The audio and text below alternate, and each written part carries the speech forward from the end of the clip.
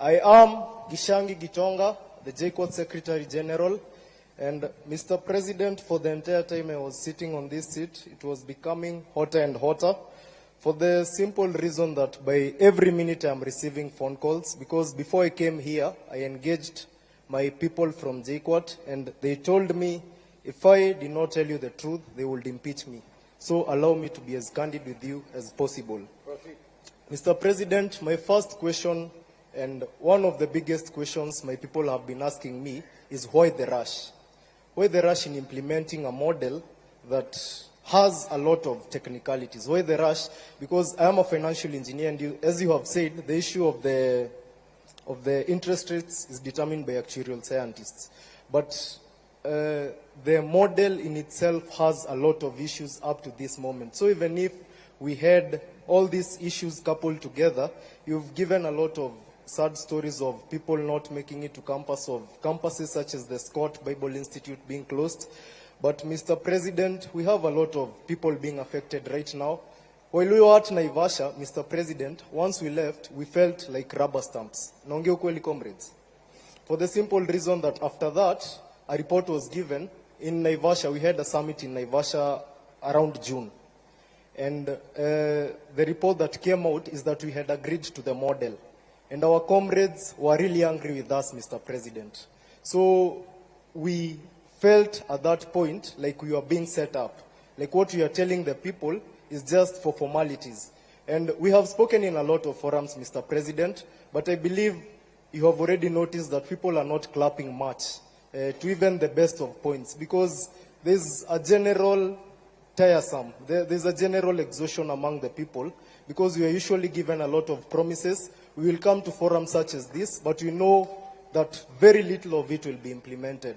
And Mr. President, we also know that corruption is the biggest public expenditure. And before you came into office, there were people you came into office with who had corruption scandals.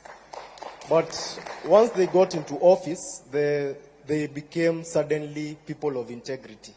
And Mr. President, in as much as we are discussing education, we know that the help decries of you've even told us, and it's also something I take issue with. While we were with you at State House, you told us that the debt was around 70 billion, or there was a time you told us 70 billion. A time came you told us private universities have 51 billion. And today you said 180 billion. And as a financial engineer, I'm finding it a little bit hard to reconcile all these figures, Mr. President. So you could also state it a bit more clearly over that. But the HELB and the PS of Education has told us severally that the public institutions had debts and all such kinds of stuff.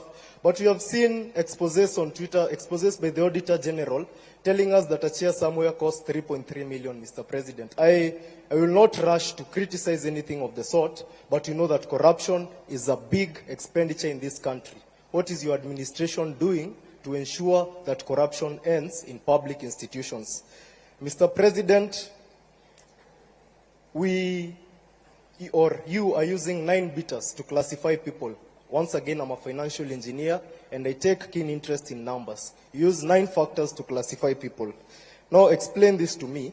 We have a parent earning 25,000 shillings, and the firstborn has made it to JKUAT to do financial engineering. But this family has 7 people. It has 6 siblings under the person who has made it to financial engineering. So, under what category does this person fall? Let's even say it's 50,000. This person lives in the CBD at a place where the life is very expensive. So under what category does this person follow? Or will we have the same thing repeating itself of that girl who was looking at the people with graduation gowns? Because the firstborn, yes, made it to campus, and they found the new funding model, and they appealed because they were placed in band 5. But unfortunately, as you've heard, we have, let me confirm the numbers, we have 26,000 appeals. And also as a financial engineer, I know that not all appeals usually go through as they ought to because of the system glitches. Mr. President, kindly explain to me where this person should land, because among the 9 beaters, the issue of the siblings and probably the dependents around that family, because some of these families adopt people not because they have too much, but because they have compassion on the people in the society who the government is unable or unwilling to help. Mr. President, we also have the issue of a defunct KUSO.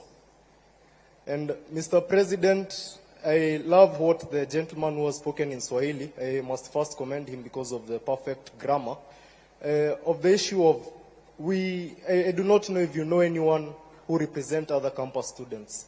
Because, comrades, do you know anyone who represents you? Do you have anyone?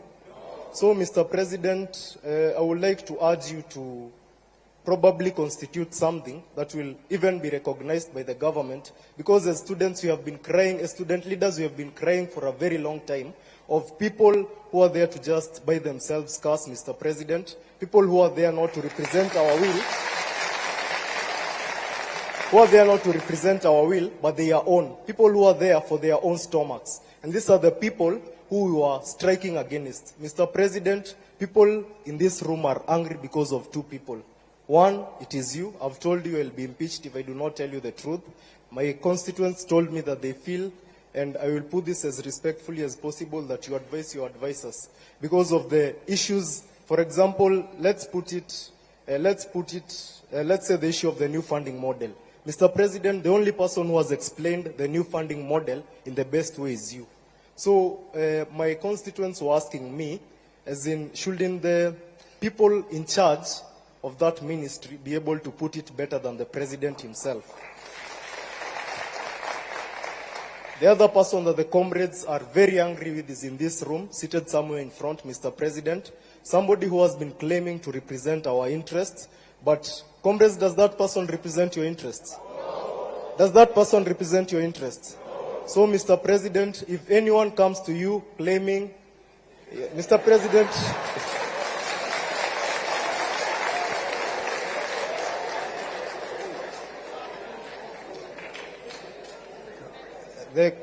the comrades are telling me to tell him to walk out, but we are here for peace, Mr. President. So I would want to put it as straight as possible and to be as brief as a cock on a hen.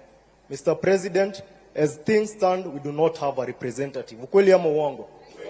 We do not have a representative unless you enable us have some permanent office to ensure that student leaders are represented, and you ensure that, unlike the many government offices we have today, the government will not interfere with the affairs of the students. Mr. President, the lady there has raised an important issue. First, the questions that are here, most of them have been raised by the people around me because they've realized that you might not have a lot of time to speak.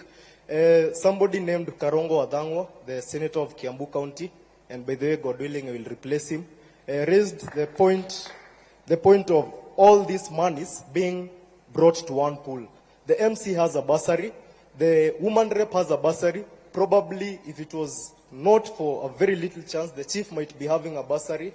Mr. President, the entire structure that represents us, and by the way, we also feel overrepresented as Kenyans, and that is one of the reasons we are demonstrating, Mr. President. We have 22 CSS, we have CASs, we have permanent secretaries, and all these people have budgets and they have salaries, but I'll put that aside, Mr. President.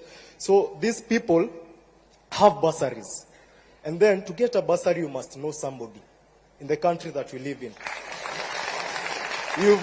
You've said that you feel for the poor. You've said that you are blamed for feeling for the poor, and somebody opined that we are all politicians and we all got elected through public relations. So, Mr. President, if you really feel for the poor, kindly address that issue. We have been with you in several forums, and you've said that you are not afraid to bite the bullet, to take the bull by its horns. Mr. President, the MPs will disturb you. Just a minute. I've been sent by a lot of people. You have cut my time a lot of times.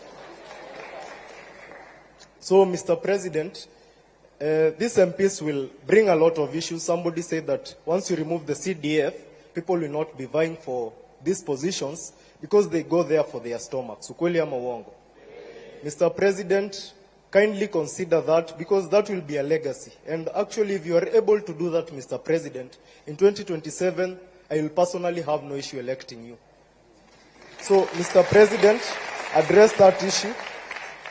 And finally, Mr. President, I feel like there are a lot of discrepancies in what the in the numbers that you are being given. For example, you've said that the professor from Alupe, who proposed the new funding model, has spoken about the person doing teaching, the other one doing law, the other one doing medicine, paying the same fee. But we are student leaders here and we are students. Is that the truth? No. Under the differentiated unit costing, does a teacher pay the same amount as a doctor? So, Mr. President, we kindly ask that such small things be reconciled, because these are the things that make people strike. Probably Naivasha, the HELB, did a lot of good work, but as I said in the newspaper yesterday, the Daily Nation, you could go through it. I said that you might be doing a lot of good work, but your communication team is very bad. So, Mr. President, for the little good work that you do, ensure that you know. And last but not least, there are students who defer, and also help me on this issue. We have students who deferred in 2022, but they have come back right now. I feel that it will be very unfair for these students to be classified under the new funding model, Mr. President. And they are a lot.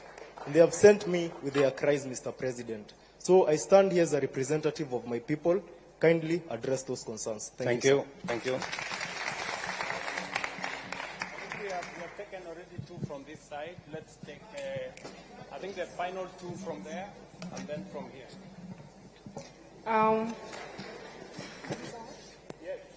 My name is Mwangale Agneta Nafuna, Director of Social Affairs and Special Needs, Moi University.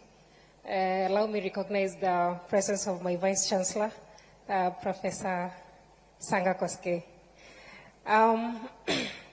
One major issue that is really disturbing me while sitting on that seat is that we all know that in this country we have a bigger number of people who are poor. All of us knows that, right?